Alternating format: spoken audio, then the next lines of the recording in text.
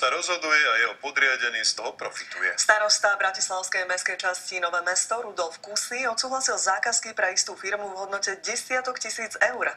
No na tom by nebolo nič nezvyčajné, keby majiteľom firmy nebol jeho podriadený, ktorý pracuje priamo na jeho sekretariáte.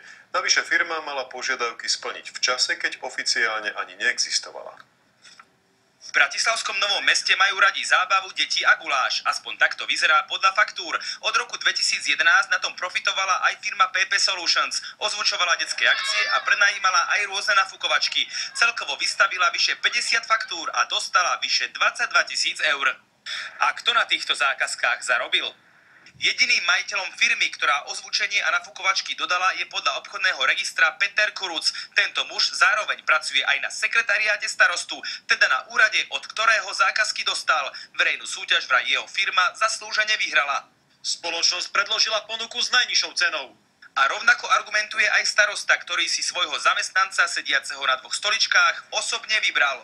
Keďže dal tú najlepšiu cenu a neexistuje firma pri Bratislave, ktorá by dala lepšiu cenu, tak jednoducho prečo vybrať niekoho iného.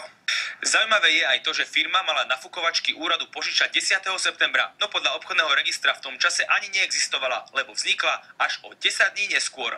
Majiteľ firmy a zamestnanec úradu v jednej osobe tvrdí, že firmu založil skôr, ako bola zapísaná v obchodnom registri. Je tu však aj iný problém s dátumami. Akcia bola 10. septembra, no úrad si objednal na ňu nafukovačky až o mesiac neskôr, 6. októbra. Vysvetlené inak, ako by ste si požičali šaty na svadbu až mesiac po svadbe. Starosta tvrdí, že išlo len o administratívno-technickú chybu.